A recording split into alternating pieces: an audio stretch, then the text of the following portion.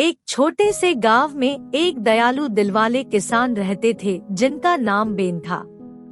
उनके पास एक छोटी सी खेती थी जहां वे दिन रात मेहनत करते थे ताकि उनके परिवार और समुदाय को खाने का पूर्ण हो सके।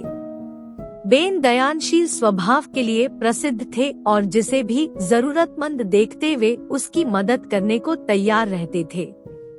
एक वर्ष गांव में बहुत ज्यादा सूखा पड़ा, जिससे खेतों में पानी की कमी हो गई और फसलें शुष्क होने लगी। गांववासियों को चिंता हो गई क्योंकि उनके जीविकोपार्जन की सफलता उस समय के फसले की कमजोरी पर निर्भर थी। लेकिन बेन निराश नहीं हुए। उन्हें आशा थी कि बरसात हो जाएगी और फसलों को बचा लेगी। परंतु बहरहाल उन्होंने देखा कि उनके पड़ोसी मिस्टर जॉनसन सबसे ज्यादा परेशान थे। मिस्टर जॉनसन बीमार हो गए थे और वे अपनी खुद की खेती का ध्यान नहीं रख पा रहे थे। उनकी फसलें सूख रही थी और उनके परिवार को भूखा रहना पड़ रहा था। एक शानदार सूर्यास्त के समय जब आसमान में नारंगी रंग के साथ सूरज ढल रहा था, बेन ने फैसला किया उन्हें पड़ोसी मिस्टर जॉनसन की मदद करने की जरूरत है।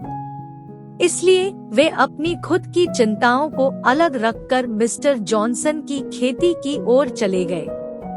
मिस्टर जॉनसन, बेन ने अपनी गर्मजोशी भरी आवाज में कहा, मैं जानता हूँ कि आप एक मुश्किल दौर से गुजर रहे हैं। मुझे अपनी खेती का ख्याल रखने के लिए दीर्घ अवकाश था, इसलिए मैंने सोचा कि आपकी मदद करूं। हम सभी एक साथ हैं और साथ साथ हम किसी भी मुश्किल का सामना कर सकते हैं। बेन की दयानशीलता से अभिभूत होकर मिस्टर जॉनसन ने उन्हें दिल से धन्यवाद दिया। अगले कुछ हफ्तों तक बेन ने अपने सारे दिन के खेती का समय मिस्टर जॉनसन की खेती को ध्यान देकर बिताया। उन्होंने उनकी फसलों को पानी दिया, घास की जड़ें साफ की और उन्हें उनकी जरूरतमंदा मदद दी। अन्य गांववासियों ने बेन की सद्भावना और समर्पण की कहानी सुनते ही अचरज महसूस किया।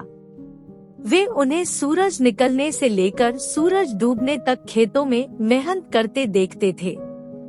जल्द ही बेन के निस्वार्थ से भरे कारणों से उन्हें सदैव धन्यवादी किसान के नाम से जाना जाने लगा।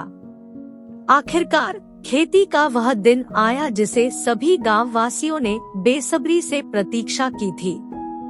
बादल आसमान में जुट गए और एक सहज बारिश ने प्यासी धरती को आहार दिया।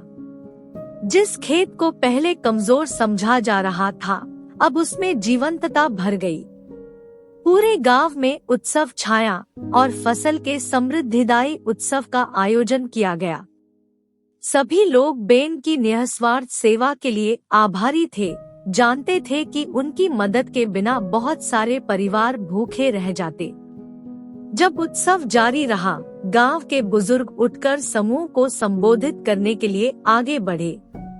उन्होंने कहा, आज हमने साक्षात्कार किया है कि एक किसान की धन्यवादी भावना से नहीं उत्पन्न होने वाली खेती का जीवन कैसा हो सकता है।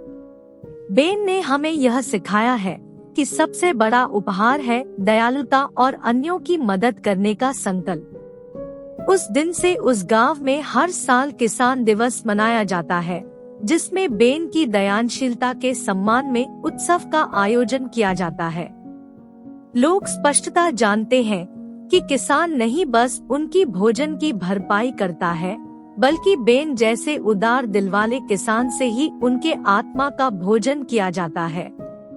कहानी का सारांश, दयानशीलता और समर्पण के उपहार, चाहे वे छोटे हों या बड़े, दूसरों के जीवन में अनमोल परिवर्तन कर सकते हैं।